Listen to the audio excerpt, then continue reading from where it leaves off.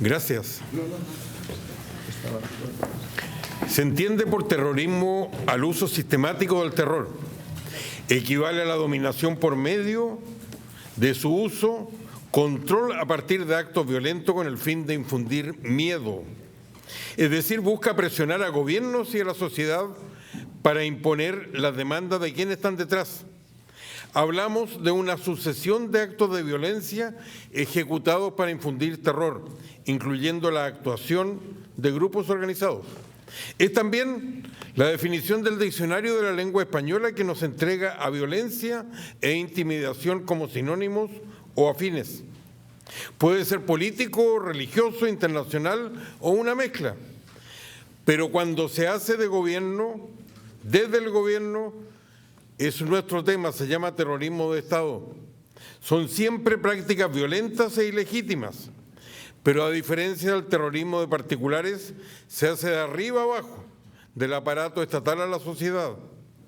Esta versión tiene una trayectoria que nace, como otras cosas, en la Revolución Francesa, durante el periodo conocido precisamente como el terror, donde se hace con motivaciones revolucionarias desde el poder por grupos como los jacobinos.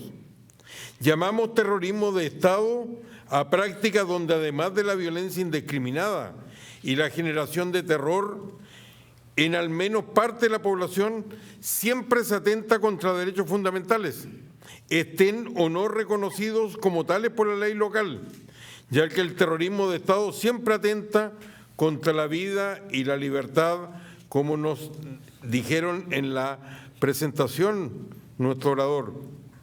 Además, aunque no se reconozca, siempre hay un motivo. Son actos siempre motivados, aunque jamás son justificables.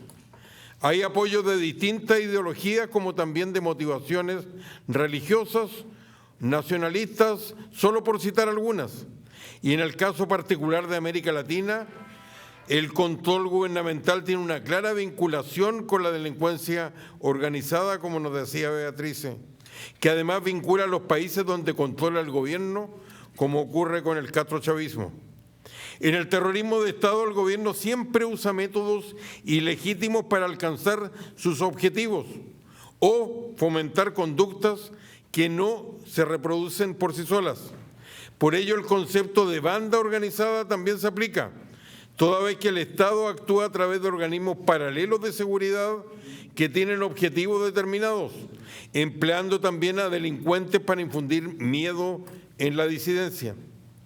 Es por ello que impone desde el gobierno la aplicación clandestina y a veces difusa de medidas coercitivas prohibidas por la ley nacional e internacional.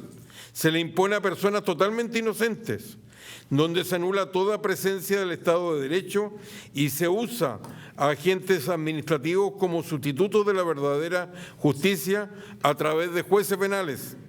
Es decir, la característica del terrorismo de Estado definido por la Enciclopedia Encarta es el siguiente: comillas, uso sistemático por parte del gobierno de un Estado de amenazas y represalias con el fin de imponer obediencia y una colaboración activa a la población, cierre de comillas, a lo cual yo agrego que se usan métodos que serían ilegales en un verdadero Estado de Derecho y se pueden usar por la colaboración de una justicia corrupta.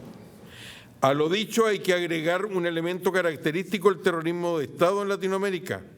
¿Cuál es el fomento, y esto no hay que olvidarlo, de la emigración de millones de personas como ha pasado en Cuba y Venezuela?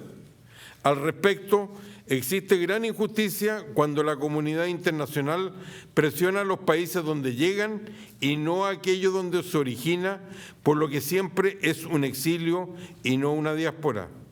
Todo Estado tiene el monopolio de la fuerza, en la feliz definición de hace más de un siglo de Max Weber. Siempre que se use de acuerdo a la ley, y el terrorismo de Estado lo que hace es lo contrario, al reprimir a la población, hostigarla y perseguirla en forma sistemática para dominarla. Por lo que siempre el terrorismo de Estado abusa del poder. Ocurrió con dictaduras militares y hoy día con el castrochavismo se hace sin juicio previo y sin ninguna garantía de debido proceso. Por ello usan centros clandestinos de detención para secuestrar, torturar, asesinar y ejecutar extrajudicialmente, además de las desapariciones forzosas, como lo ha hecho la dictadura venezolana en su país, como también en otros de la región, como se ha hecho aquí mención.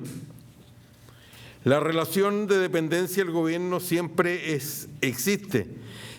Él instruye a sus efectivos policiales y militares para que actúen contra su propia población civil de manera que infundan temor, garantizándole impunidad.